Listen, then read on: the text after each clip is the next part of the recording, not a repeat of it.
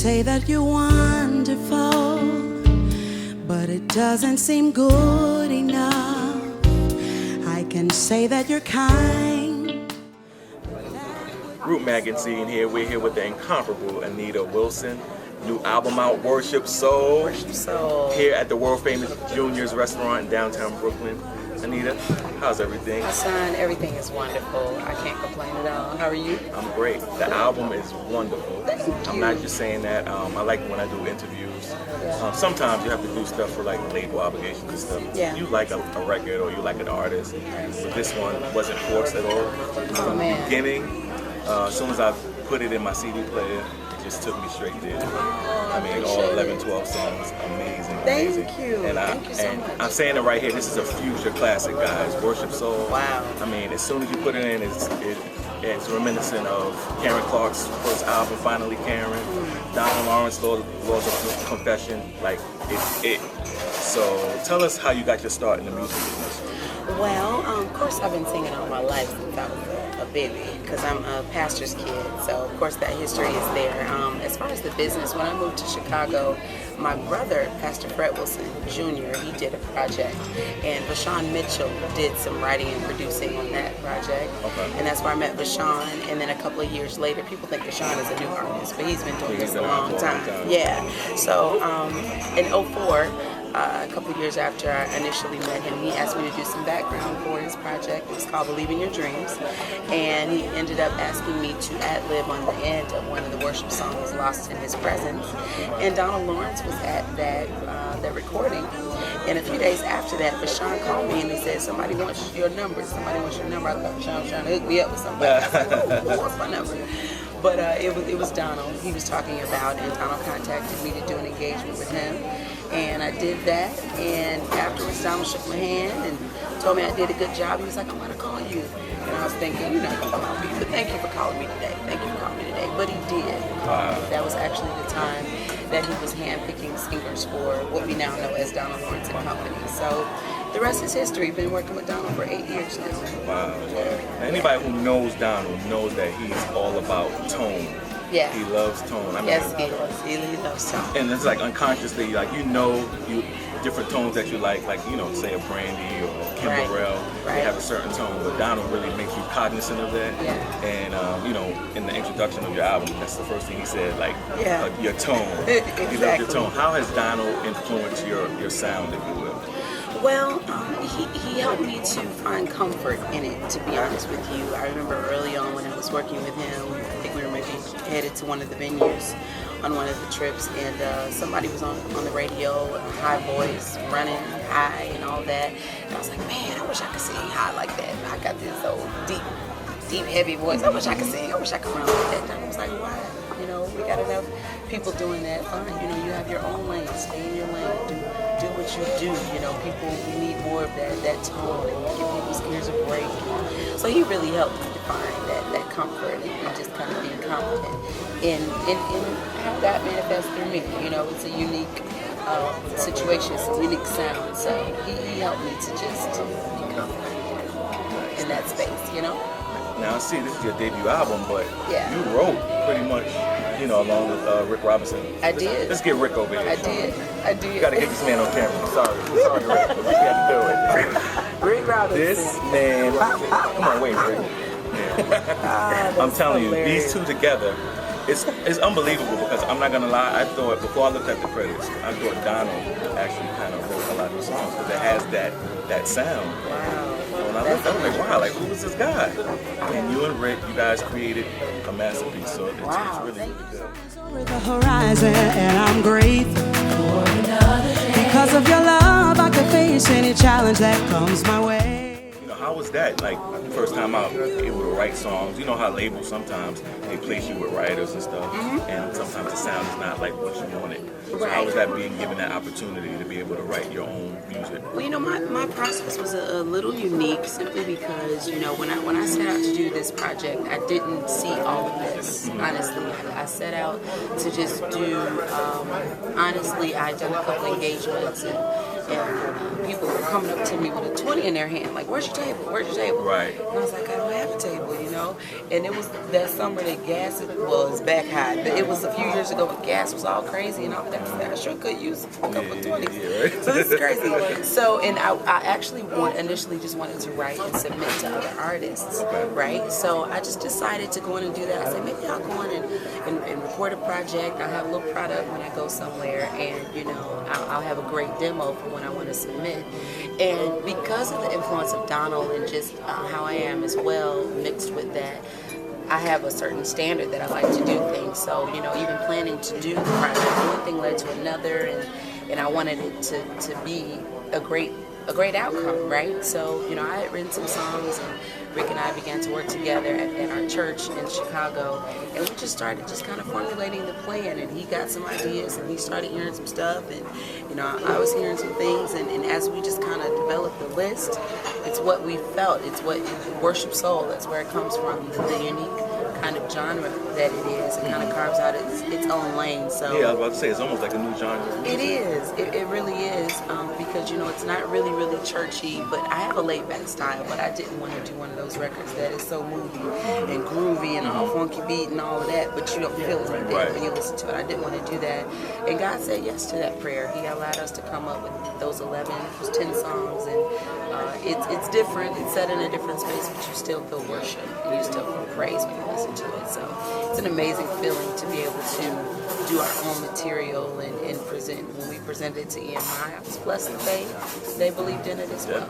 Now, your first single, Speechless, it's really it's like climbing up the charts. You hear it more on radio. Thank God. Love it. Thank God. How did that song come about? Because the words are so like in your face and so like, wow. Beautiful words, Beautiful right? words. Well, I can't tell you since I didn't write it, but, you know, Rick Robinson wrote it. A lot of people know. I call him a big old softie. He writes those beautiful love songs. He's the writer of More Than Anything. A lot of people don't know that, but churches all across the country sing that song.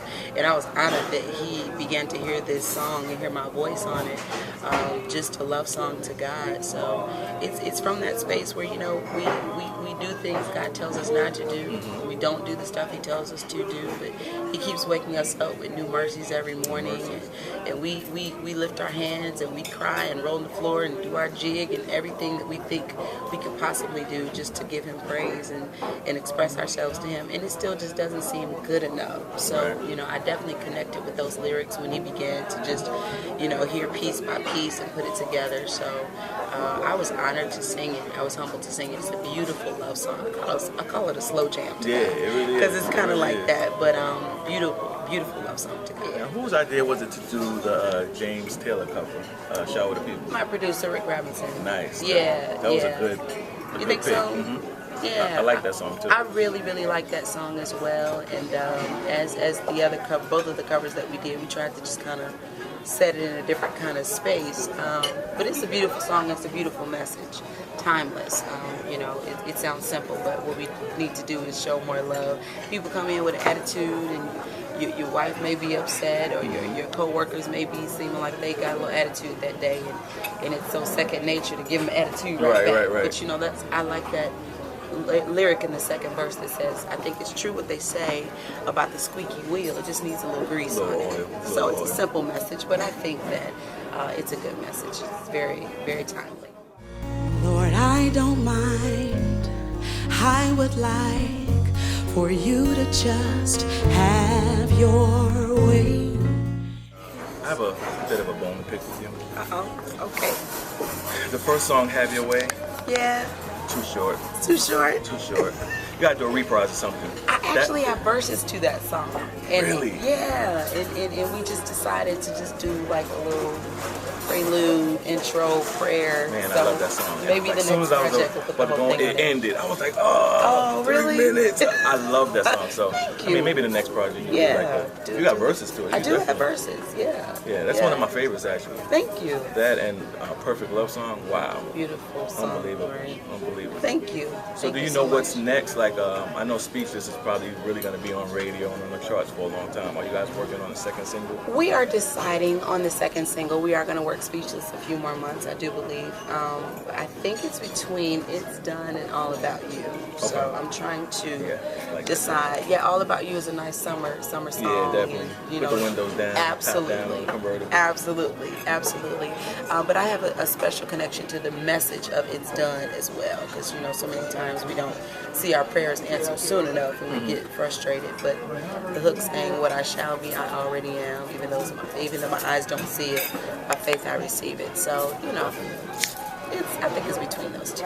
Now, I'm sure Donald Lawrence is like a mentor of yours. Absolutely. Did he give you any advice coming into this, business? Coming from the background and now on your own. Yeah, lots of advice. I've learned so many lessons.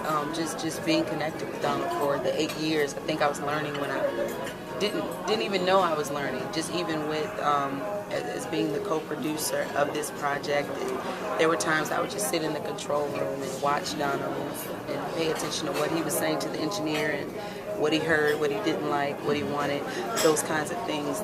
Class, etiquette, remaining humble, knowing how to be on the road, not being too arrogant. Just we've learned so many things being with Donald. So in this moment, just even as a leader and working with the background singers and all of that, it's numerous lessons, and I'm in the place to really apply them now. So definitely consulted with him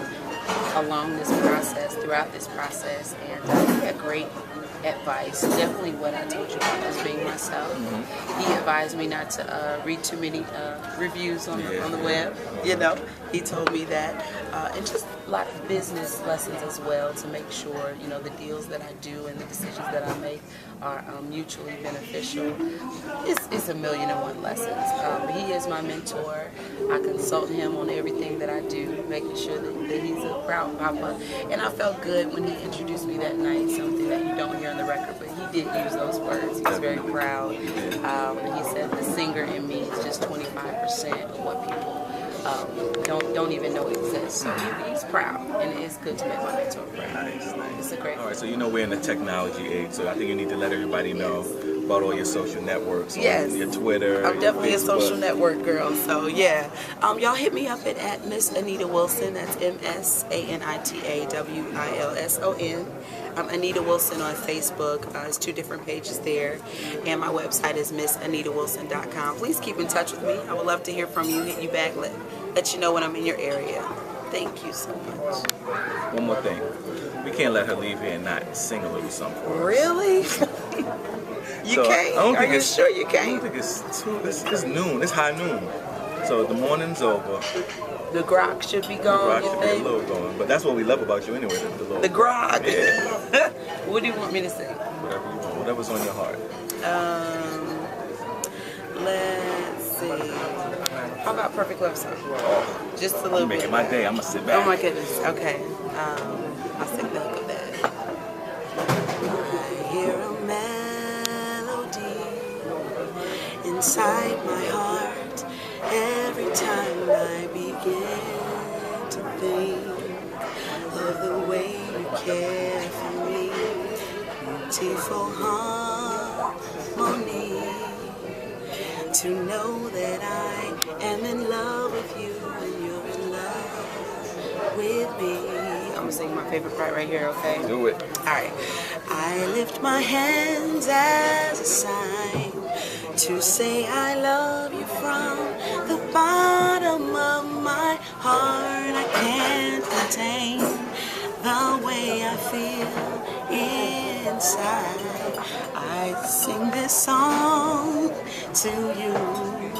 I don't know why you love me like you do, but in this tone I will worship you. You heard it here first. Anita Wilson, Worship Soul in stores now. Get rooted. RootMagazineOnline.com.